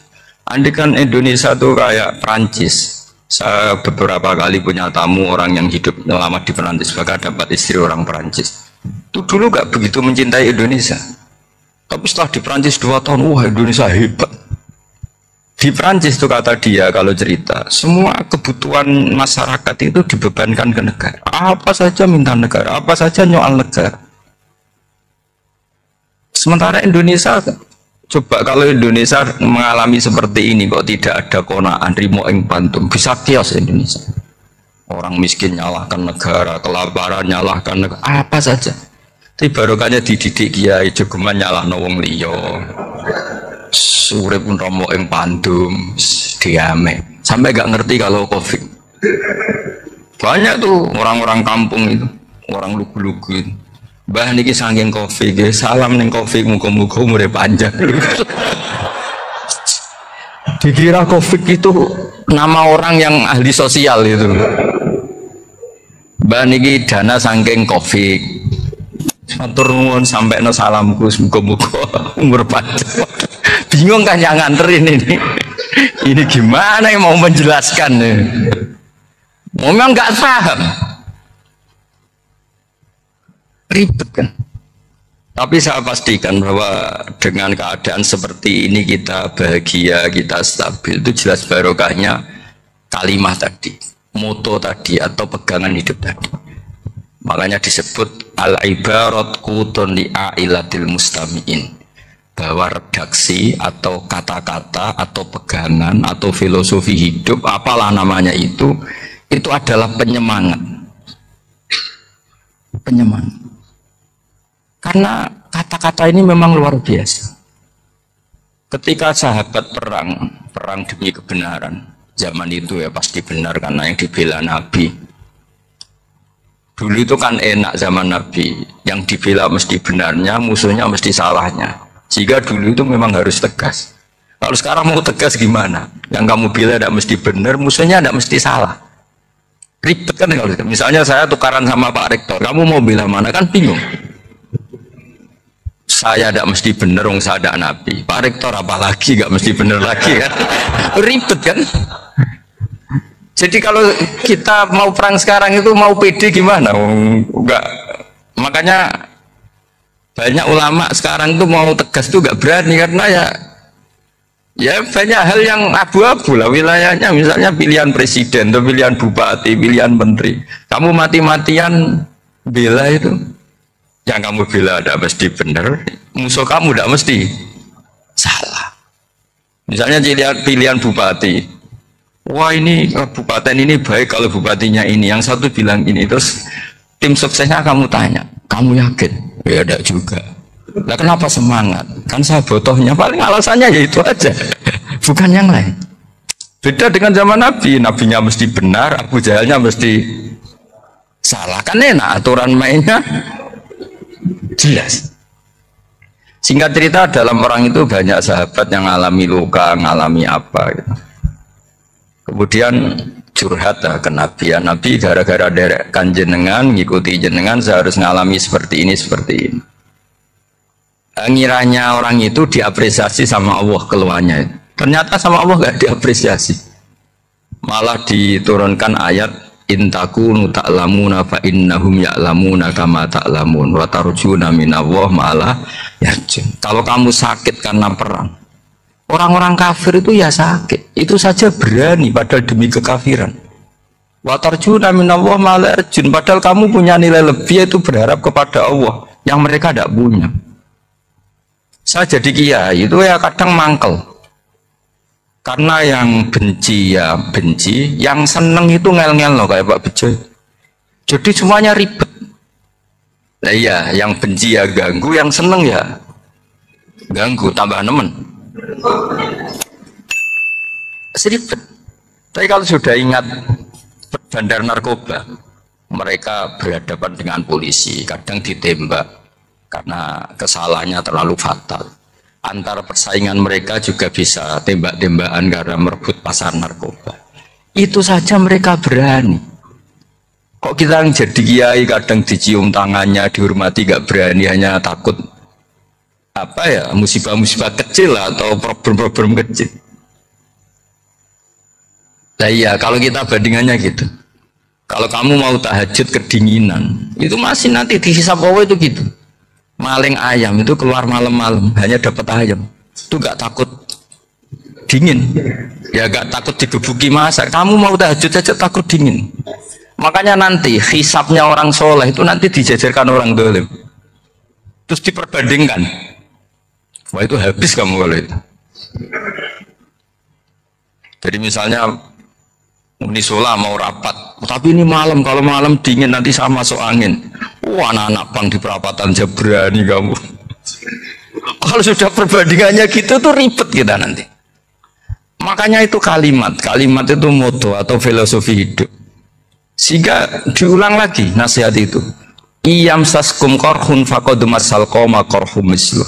Kalau kamu kena luka, orang-orang yang nggak benar juga akan kena luka. Itu aja berani demi ketidakbenaran. Masa kamu demi kebenaran enggak berani? Akhirnya orang itu, ya itu kalimat, itu heroik. Makanya kita ini penting ya, makanya tadi himne Unisula dimulai kalimat thayyibah. Karena kalimat ini yang menjaga kita, kalimat ini. Misalnya tentang Tuhan. Kenapa orang Islam imannya kokoh seperti ini, termasuk yang sudah hidup di Amerika, di Australia, di mana-mana. Itu ya barokahnya ajaran atau barokahnya kalimah. Saya sebut kalimah saya pakai bahasa santri. Karena la ilaha illallah itu dalam tradisi santri disebut kalimatu haqqin alaiha nahya wa alaiha namut wa alaiha nub'ats. Ada yang riwayat wa biya nub'ats insyaallah taala minal amin. Kenapa mereka di mana-mana, meskipun sekolah di Amerika, di Australia, bahkan di Uni Soviet tetap mukmin. Itu barokahnya ajaran yang benar. Allah itu siapa? Tuhan. Tuhan itu sifat dasarnya apa? Awal. Dia harus wujud awal sebelum makhluk yang lain. Sehingga ketika ada negara yang maju, yang tertib, manajemennya tertib, masyarakatnya makmur, tapi punya Tuhan yang tidak seperti itu, tidak awal, itu sudah gak nyaman. Karena ndaklah keren Tuhan saya, karena Tuhan saya itu al-awwal, dat yang pertama. Tuhan saya keren, dat yang gak mati. Tuhan yang gak mati, yang gak pernah mengalami kematian. Sehingga tontonan atau yang dilihat kenikmatan-kenikmatan yang lain ini tidak mengubah dia pendirian tentang Tuhan, karena mantapnya satu kalimat tadi bahwa Tuhan itu ya harus satu, harus awal, harus tidak mati, tidak rusak, tidak mengalami apa-apa yang membahayakan. Sehingga ketika ditawarin Tuhan yang lain meskipun menjanjikan secara finansial atau kemakmuran, mereka gak tertarik. Itu coba, itu barokahnya makmur apa barokahnya ajaran? Barokahnya ajaran. Sering negara Islam itu kalah makmur dengan mereka, tapi barokahnya ajaran ini tetap apa? Tetap Islam. Makanya Nabi Ibrahim, Nabi yang sukses bikin waja'alaha kalimatam baqiyatan fi aqibi. Sehingga kita ini bekti sama orang tua misalnya, itu ya karena ajaran. Suwargamu itu karek wong tuamu, nak wong tuamu ridho Allah ridho, nak ora ridho Allah ora ridho. Ridho Allah fi ridhol walidain wa sakhatu wa sukhtu wa fi sakhatil. Sehingga ketika ada orang tua yang agak brengsek gitu, anak-anak tetap hormat. Punya orang tua yang miskin, yang sudah miskin, tukang tombok nomor, banyak kan di kampung gitu. Dia tetap hormat. Coba kalau dari awal kita ngajari orang tua kamu hormati ya, kalau baik, kalau tidak ada usah, bisa geger Indonesia. Tapi barokahnya ajaran-ajaran itu Indonesia tertib karena ada ajaran. Nah ini di sini ini pesantren dan Unisula semua harus berkontribusi membuat ajaran yang benar itu adalah ciri utama Islam. Sehingga Islam ini dimulai dengan ajaran kalimatu haqqin alaiha nahya wa alaiha namut. Sehingga kita tenang seperti ini. Saya ini termasuk kiai yang tenang, meskipun kata orang banyak saya ini kiai besar, tapi termasuk kiai yang paling tenang, termasuk yang paling tenang. Karena saya ini pakai mazhab orang-orang hebat. Saya berkali-kali cerita orang kayak Imam Syafi'i itu orang yang luar biasa. Saya berkali-kali cerita, orang yang tadi nyium tangan kamu ya Imam Syafi'i, di belakang tuh ngerasani kamu, menghujat kamu. Jawabannya enak saja.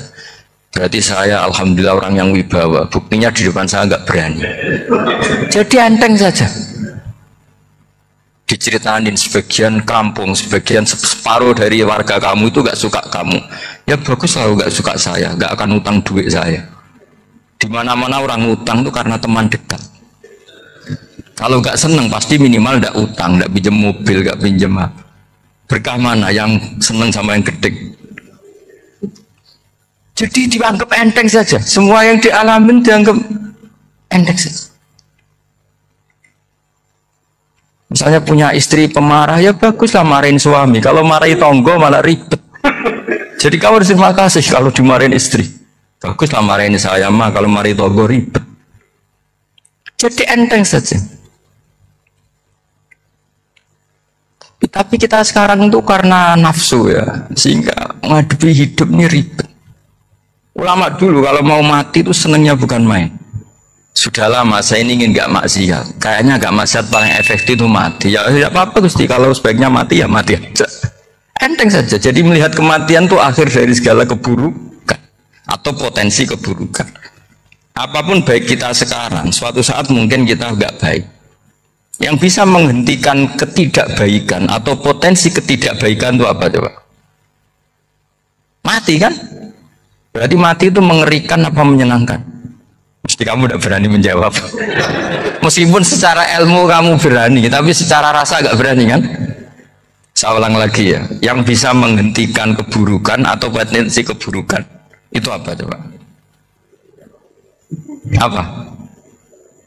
Kematian. Berarti kematian itu menyenangkan atau menyusahkan? Apapun kamu tidak berani jawab karena kamu agak-agak duniawi itu kelihatannya.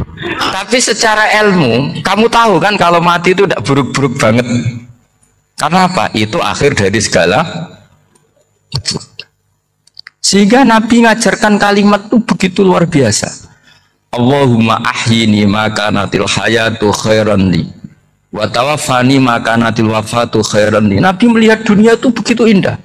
Ya Allah, kalau saya ini hidup, anggap saja hidup ini ziyadatan li fi kulli khairin, menjadi modal saya menambah segala kebaikan. Jika suatu saat saya mati, anggap mawon rohatan li mingkuli syarrin, itu akhir dari segala keburukan saya. Sehingga mati hidup ya baik, karena di situ kita bisa berkontribusi beramal soleh. Mati juga baik karena mengakhiri segala keburukan. Nabi nate ngendikan lagi, ajaban di amril mukmini inna amrahu kullahu khair. Orang mukmin itu mengagumkan, semuanya baik. In asobathu na'ma syakara fakana khairan lah. Kalau baru dapat nikmat dia syukur, maka itu baik. Wa in asobathu dharra sabara. Kalau dapat masalah mereka sabar, itu juga baik. Sehingga orang mukmin dua sisinya pasti baik. Itu juga kalimat, maksudnya moto atau pegangan hidup. Nah, berikut ini saya beri contoh, ini kenangan saya, ini contoh terakhir. Masalah jadi orang terkenal maupun tidak. Di sini dicontohkan Imam Ghazali di halaman 367 di kitab saya 367, juznya 3 di kitab Ihya Ulumuddin. Di sini beliau cerita betapa untuk menjaga ikhlas sebaiknya orang itu tidak terkenal, tidak syuhrah, tidak terkenal. Oke, itu kita sepakat ya, karena kalau terkenal mungkin orang dipaksa publik dengan tanda kutip untuk selalu berbuat baik, tapi karena jaim lah, jaga image atau apa. Tapi ketika dibalik pertanyaannya, kamu rela yang terkenal itu orang nggak benar, sementara yang orang benar itu nggak terkenal. Lalu masyarakat tahunya yang tidak benar. Kalau pertanyaannya dibalik itu, orang baik wajib terkenal enggak? Kalau pertanyaannya dibalik seperti itu. Dokter yang benar tidak terkenal, yang malpraktek terkenal. Kamu ingin kondisi seperti itu? Enggak ingin kan? Kampus yang bagus enggak terkenal, kampus yang bagus enggak terkenal, yang enggak bagus. Nah, artinya apa? Gara-gara olah kata, olah pikiran, ini logika jadi rubah. Lagi-lagi apa? Jawaban itu ada di kata-kata sebetulnya. Makanya bab-bab seperti ini tidak usahlah kita berdebat, berpolemik. Sebaiknya orang itu khumul, menutup diri, apa sebaiknya orang terkenal, itu nggak perlu seperti itu. Sudah terserah Tuhan saja. Makanya saya mulai dulu ngaji sampai sekarang itu ya tidak punya punya ikon tertentu atau punya website tertentu, enggak. Sudah terserah pangeran, sudah. Saya juga tidak sok suci materialistik atau enggak, ya tidak mikir saya. Bukan apa-apa ya, karena saya ini kiai, jadi biasa urusannya sama Allah, tidak sama makhluk, jadi pusing kalau sama sarah-sarahnya makhluk itu pusing. Meskipun rektor kalau nasihati saya pasti tidak saya terima, itu tetap makhluk, itu sudah ada ngefek. Kalau saya itu sudah ada itu. Bukan karena saya sombong, ya memang makhluk betul gitu, bukan cuma nasibnya bejo aja, tapi makhluk tetap makhluk. Saya beri contoh ya, ini makalah yang ditulis Imam Ghazali.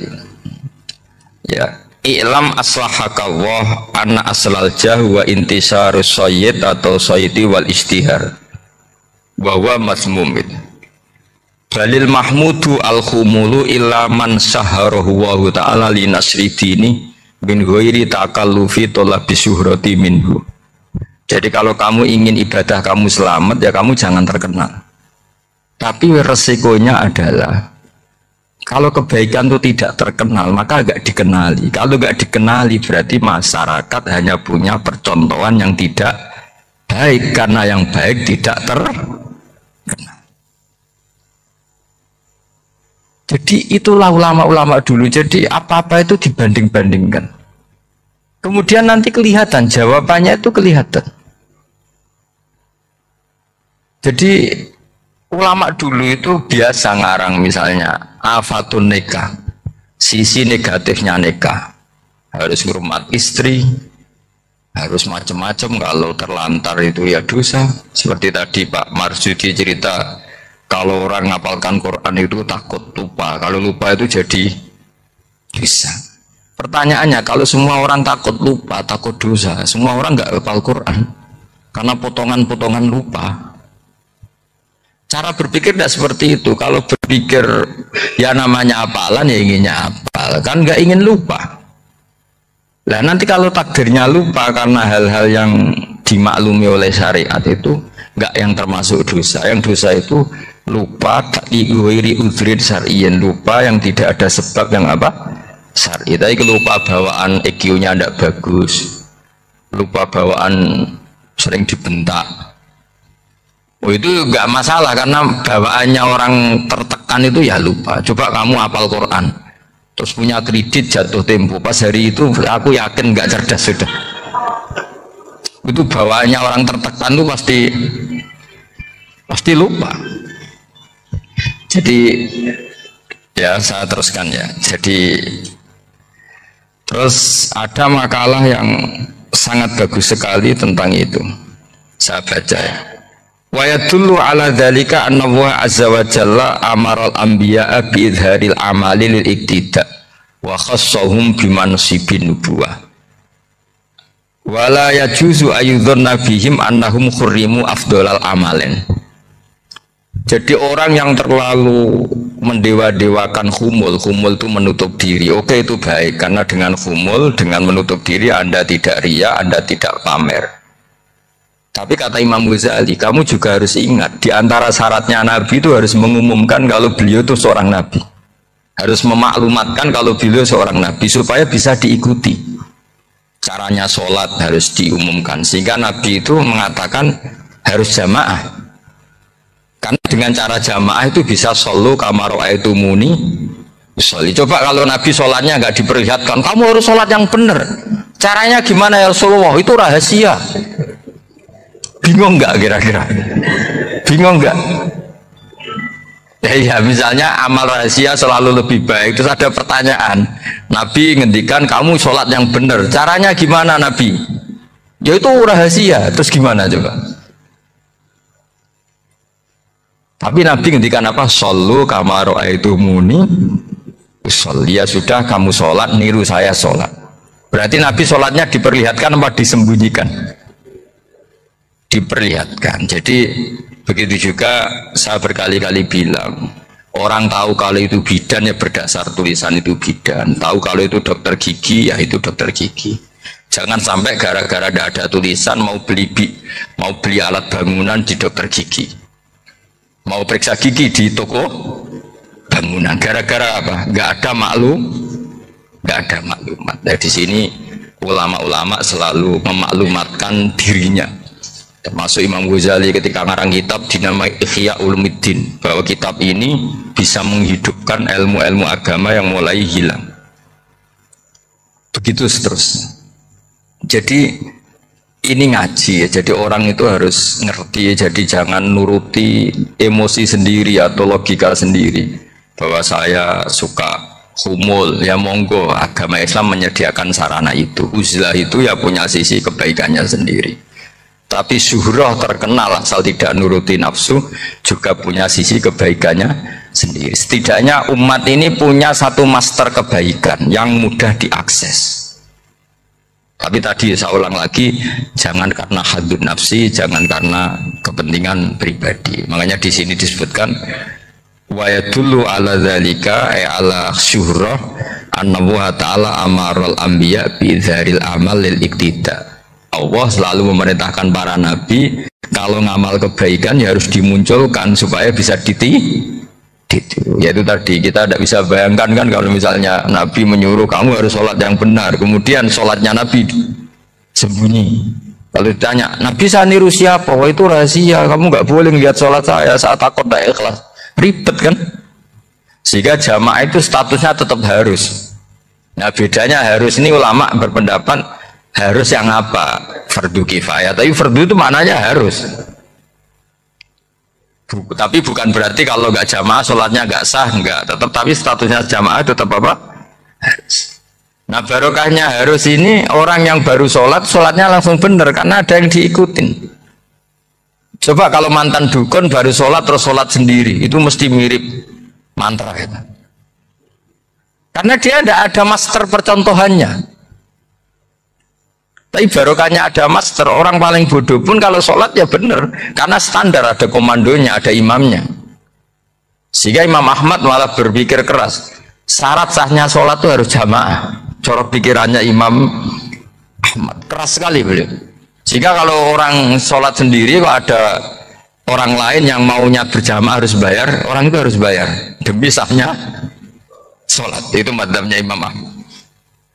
Tapi kalau madzhab Syafi'i hanya mengatakan itu fardu kifayah, yang kalau satu komunitas ya mau melakukan semuanya apa? Bisa. Ya jadi ini sebelum sesi ringan tanya jawab, hanya 2 saja tanyanya, nggak boleh banyak-banyak, nanti nggak pulang-pulang saya. Jadi tak baca lagi biar dapat berkahnya Imam Ghazali. Wa qala qaumun asirru afdalu minal alaniyati. Terus kata sebagian ulama al-alaniyah itu afdal minasirri.